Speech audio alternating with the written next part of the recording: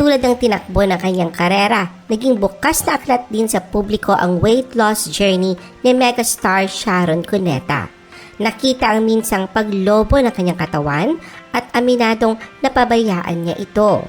Sa lumipas na taon, nagsilbi siyang fitspiration sa kanyang mga tagahanga mula nang simulan niya ang kanyang journey to healthy living. 7 na taon na ang nakalipas. At sa ngayon nga, patuloy niyang ginugulat ang karamihan sa kanyang body transformation dahil talaga namang kapansin-pansin ang laki ng ibinawas nitong timbang. Sharon's weight loss secret.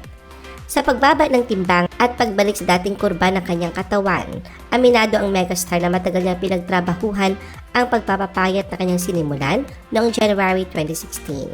Proud si Sharon dahil hindi siya gumamit ng mga drastikong pamamaraan sa pagbabawas ng timbang. Aminadong tamad, hindi ang regular na ehersisyo ang nagbago ng kanyang katawan, kundi ang low-carb diet.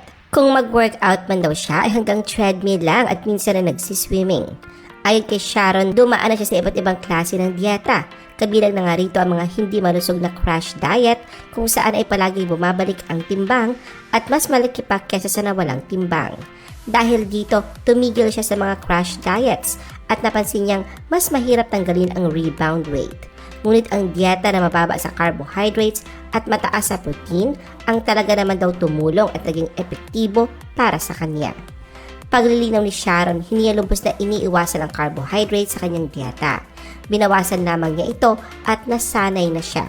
Kailangan lang daw niyang sanayin ang kanyang tiyan na kapag na-stretch ito sa sobrang pagkain, madali itong maging malaking bahagi ng katawan. Pero kapag lumiit ito, mas madali siyang mabubusog.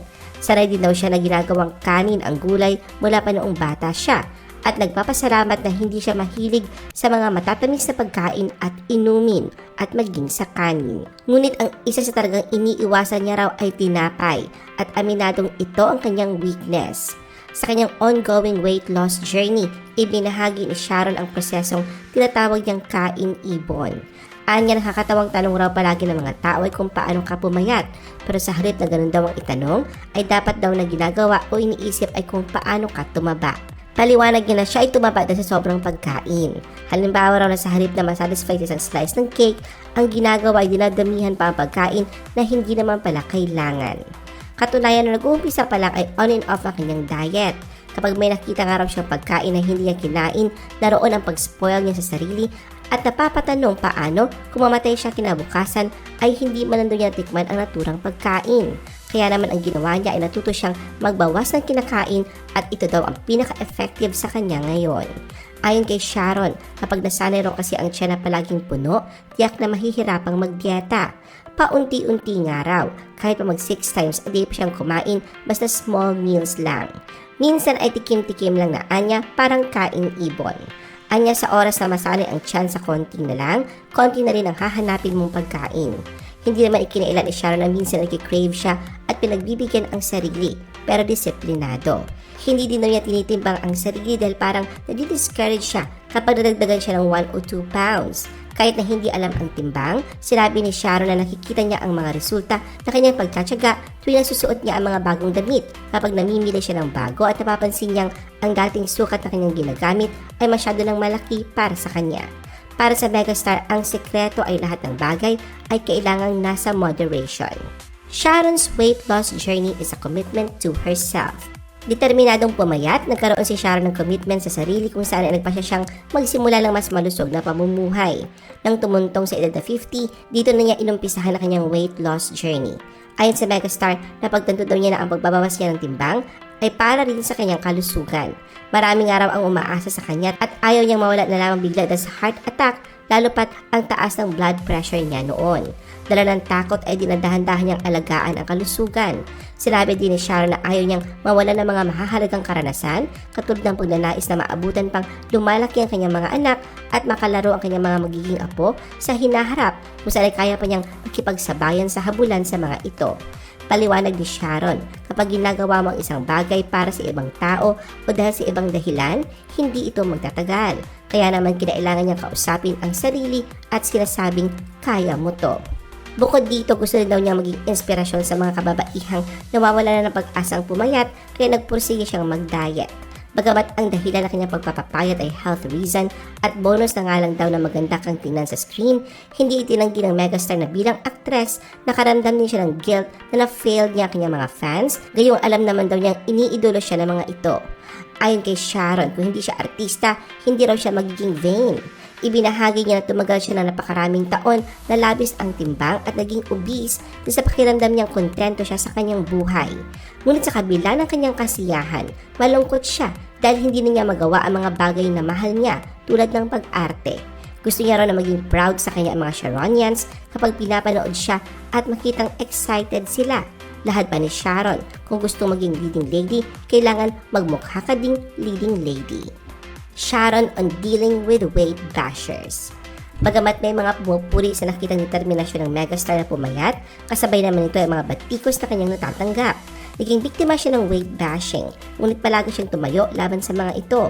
Inamin niya na nasasaktan at o-offend siya nang ang mga tao ay agad nag-assume na ang pagbawas niya ng timbang ay dahil lamang sa surgery. Nariyan ang mga komento kung saan sinasabing baka sumailalim siya sa gastric bypass, ngunit inamin niyang natatakot siya sa ganoong operasyon. Inaakala din daw ng iba na pagbawas niya ng timbang ay dahil sa liposuction. Bagamat aminadong naranasan dati ang liposuction, paglilinaw ni Sharon, pansamantala lang ang epekto nito at kailangan ng disiplina sa sarili upang mapanatili ang timbang, kung hindi raw babalik ang taba sa ibang bahagi ng katawan. Ayon kay Sharon, hindi siya naniniwala sa mga mabilisang solusyon kung nais na niyang magpa-surgery. Ginawa na sana niya ito noon ng mas maaga. At kung nagpa-surgery man daw siya, ito ay upang tanggalin lamang ang sobrang balat sa kanyang katawan matapos mawala ng higit sa 100 pounds. Ito ang ibinahagi niya sa isang panayam noong 2023. Paliwanag ni Sharon na sa pagbawas niya ng timbang, mas naging saging ang kanyang balat. Nagpa-reduction nga raw siya ng dibdib noong panahon na puro balat na lamang ito. Nagdesisyon din siyang magpa-surgery sa mga braso upang tanggalin ang sobra at maluwag na balat. Ayon sa megastar, hindi naman daw kailangan itago ang naturang operasyon dahil hindi naman ito nakakahiya. At sa matagumpay niyang weight loss, nariyan ang pag-iwan niya ng mensahe para sa mga nagmamaliit sa mga may problema sa timbang. Ayon kay Sharon, hindi na mawawala ang body shaming sa panahon ng social media kung saan ang mga tao ay anonymous. Payo niya, huwag seryosohin ang mga bashers at pakinggan ang mga taong mahal at kilala siya na sabing ingatan ang kalusugan. Huwag din daw pansinin ang mga tao na gustong sirain ang araw mo. Ayon pa sa megastar, natutunan na niyang huwag patulan ang bashers at ngayon ay nagbablock na lang siya o pinapabayaan na ang mga hindi mahalaga at may admin naman daw siyang tumututok sa mga comments. Sa isang Instagram post noon, nag-iwan siya ng isang matapang na mensahe para sa mga biktima ng bashers na eat whatever you want and if anyone tries to lecture you about your weight, eat them too. Sharon reflect on her 9-year weight loss journey. Tunay sa pag-achieve na kanyang fitness goal, kamakailan muling pinahanga ni Sharon hindi lang ang kanyang mga fans, kundi maging mga kasamahan niya sa industriya nang masilayan ang kanyang slim na katawan. Kaugnay nito sa isang Instagram post noong February 3, 2025, ibinahagi niya ang detalye ng kanyang mahabang paglalakbay sa pagbabawas ng timbang. Ngayong 59 years old na, nagpasya siyang itulak pa kanyang sarili upang matanggal ang huling mga sobrang kilos at maabot ang kanyang pinakamataas na layunin. Bilang pagtingin sa kanyang weight loss journey noong 2016, inahalin tulad ni Sharon ang kanyang naranasan sa pabalik-balik na cycle ng progreso at mga pagsubok.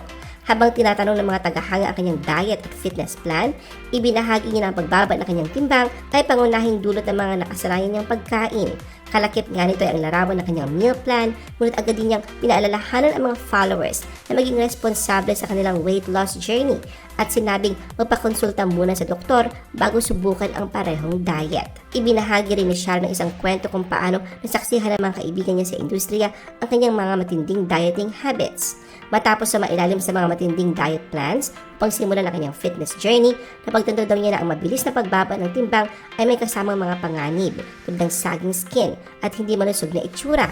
Kaya natutunan niyang magpahilom ng unti-unti gamit ang mga extreme diets bilang pansamantalang tulong bago mag-transition sa isang mas sustainable at doctor-approved na eating plan. Isa sa mga pangunahing aral mula sa post ni Sharon na kanyang kakaibang paraan ng pagkain na kanyang pinagyaman at inalagaan sa mga nakaraang taon. Dito muli niyang binanggit na hindi rice ang kanyang kahinaan kundi ang tinapay. Dahil dito, tutunan niyang kontrolin ang kanyang portions sa pamamagitan ng pagpayag sa sarili na kumain ng kaunting kagat ng mga paborito niyang pagkain imbis na ganap na magpigil. Isang mahalagang bahagi ng fitness evolution ni Sharon ay ang visualization, kung saan hinikayat niya kanyang mga followers na imaginein ang kanyang ideal self tuwing sila nadidismaya. Kung nakaya nga raw ng isang matakaw na tulad niya ang pumayat, naniniwala siyang makakaya din ito ng iba. Para sa megastar, ang pagbaba ng timbang ay hindi tungkol sa ganap na pag-aalis ng pagkain, kundi sa pag-develop ng disiplina, control at isang sustainable na lifestyle.